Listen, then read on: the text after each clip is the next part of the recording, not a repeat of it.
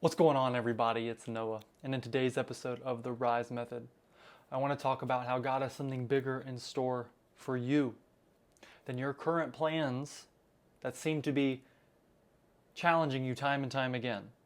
So let's say you have a desire in your life where you are repeatedly striving and putting your heart and soul into this thing, and time again you're falling short. And so this message is an invitation for you to realize how God is calling you to something bigger. Now, I use that term God. You can use the term spirit or infinite intelligence, okay, the creator, whatever that is, that higher power, okay, that underlying force of the universe that resides within each and every one of us, that is a part of your unique individual expression as a human being, as an individual. It is calling you to step in and own your true desire.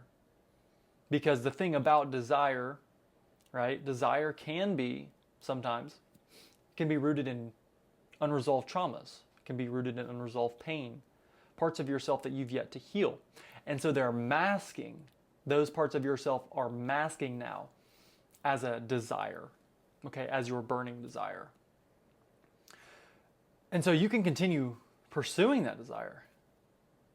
And in fact, until you resolve those parts of yourself and see where that desire actually stems from, you'll continue to get lessons from the external time and time again, revealing to you how to heal that part of yourself, showing you parts of yourself that still need healing, that need that awareness, that need to be brought home. I can give you a personal example. For me, and this just recently came to my awareness and just being away from sports for a few years now. The longest time, since I was a child, I had this burning desire to be a professional athlete.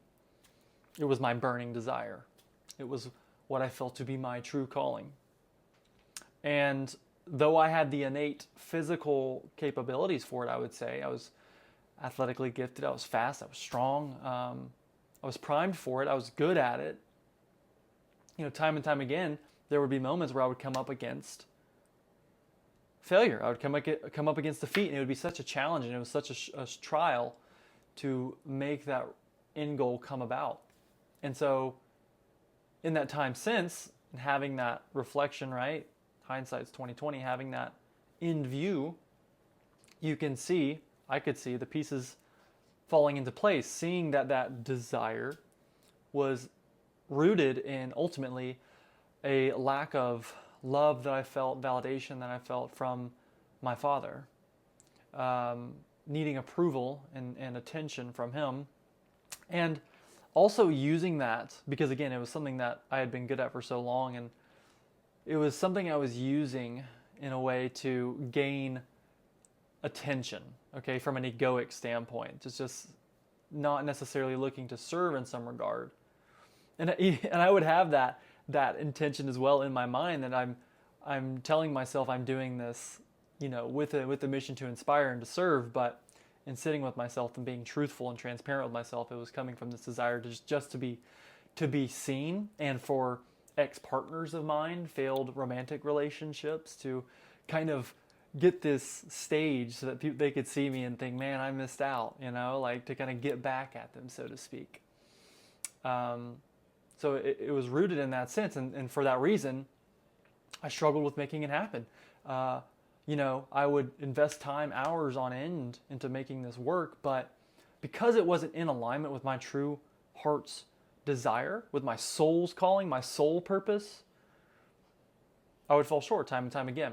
And so for you, in this moment of your life, wherever you may be, you have a desire, let's say, that is challenging you time and time again, where you are struggling to make that desire come to fruition, to actualize the body, to actualize the relationship, to actualize the business success, the prosperity, the fame, you know, whatever it is, the creative success.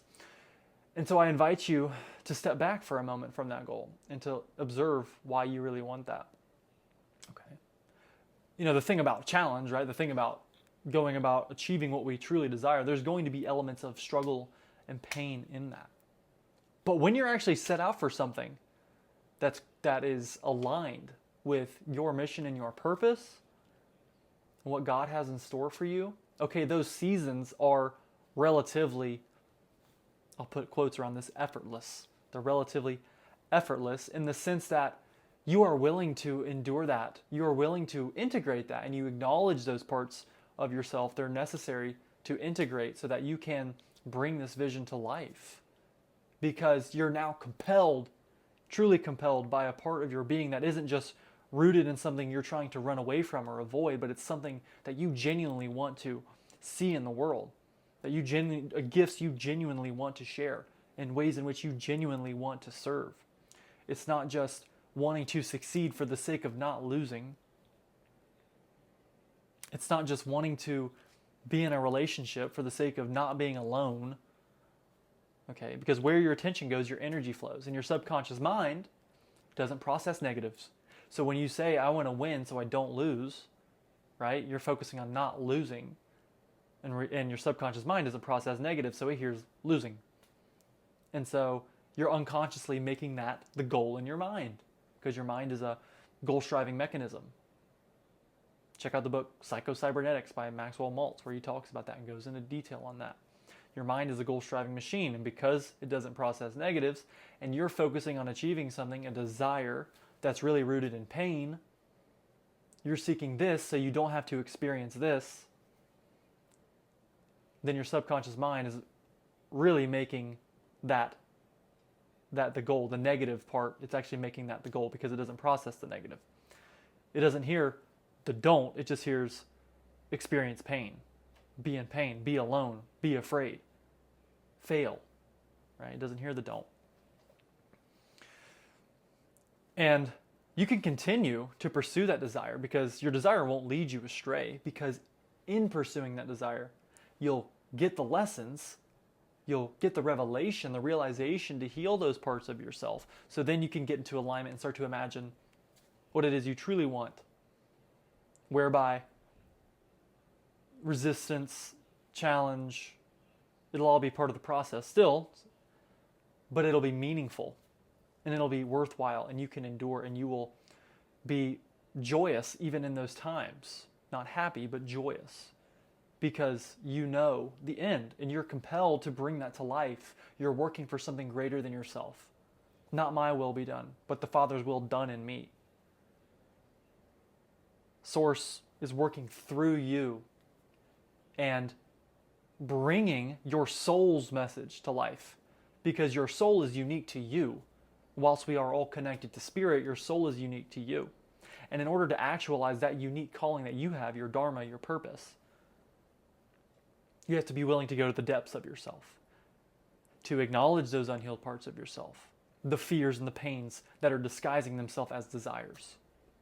And to the degree that you can integrate that and be okay with that and bring those parts of yourself home, that is the degree to which you open yourself up to receiving the blessings of spirit. Okay, you can see this tree behind me, and there's a quote from Carl Jung that I love that reiterates this, that a tree whose branches reach into heaven has roots reaching down into hell. And it's analogous to this very topic that I'm discussing with you today. That until you're willing to bring those exiled parts of yourself home, to go into the unconscious, to integrate the shadow, okay, to see what's actually behind those desires, and you know what those are. You know those desires I'm talking about. Because true desires, you'll face challenge, and you'll find the challenge meaningful, and it'll only enthrall you to pursue it even more. But there are certain desires that you come up against challenge again and again and again, and it's from an egoic standpoint that you keep pursuing.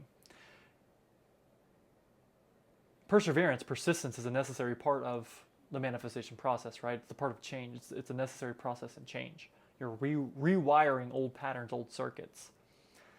And with that comes resistance. But when you are in alignment with God, when you let go and let God and surrender to God's will, the will of love itself, because God is love and the underlying force of the universe is love, and you let God come in to you, oftentimes the first thing will happen is you're going to get plunged into the depths, right? Because that's where we don't want to look at those parts. But being plunged into those depths is what's inevitably bringing out, right? The stone, the stone of immortality in an alchemical perspective, right? The first step is the negredo, the blackness, going into the depths, into the filth, to bring about the elixir of life. So things will get messy, confusing. But when you have the intention and the knowing that what you're going into and what you're calling in is what you truly desire, and it feels resonant with every fiber of your being when you imagine it, that it's not just coming from a place of satisfying and bringing a catharsis to unhealed parts of yourself, right? Like past experiences where there was, anger or shame or fear, but it's actually something that gives you energy when you think about it, when you sit into those feelings. Then that makes the filth, the confusion, meaningful and worth the journey. And thereby, by going through the depths, you come through the other side, ascending into heaven. Right? You connect with spirit. And then life becomes that much more effortless. Your process becomes that much more effortless. Even in the times where it's more ebb and less flow, you still have the meaning. Okay? And so, again, I bring this back to, you might have a desire that you have been chasing, you've been pursuing, that is fervent in your mind. Maybe you've felt into that desire in your body too. But time and time again, it feels like you're forcing yourself to have to make it happen. Or the external is just working tirelessly to push you away from that. And maybe that's a calling from God, right? To get you into alignment, back into alignment with your soul's purpose. But you're trying to keep yourself so busy, working so hard, okay, that you can't hear that still small voice. You're trying to do so much to go, to make this thing happen, right? You're trying to embody it, but maybe that's not the thing you're meant to embody, okay? Persistence, again, is one part of the journey, yes. So is listening and surrendering to the innate intelligence within you. Listening to your soul. Taking time, getting into nature, because we are nature. Getting into the natural world, getting away from all the chatter of the world, sitting in stillness and silence. Being in meditation. Actually listening to those parts of yourself. To what actually wants to be expressed. Where looking back in your past, in your childhood, seeing where you were the most joyous, right? Where did you spend your time? What were you doing? What were the nature of conversations you might have been having, if you can remember that? What did you spend time doing? Right? It's often that time. It's often those times that we find our soul's purpose.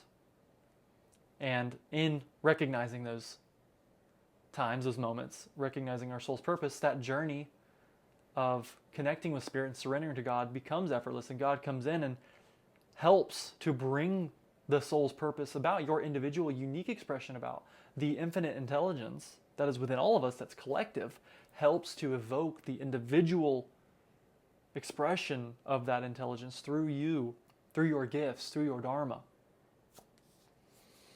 Okay, and always remember that God's calling you to something greater, and God has a plan and a vision for your life. Plans to give you hope and a future, to prosper you, because God is love, and love is light. And light only shines. And where light goes, it casts out the darkness. It does not force out the darkness. It simply meets the darkness with light. Okay, but it has to meet the darkness first. So all of that to say,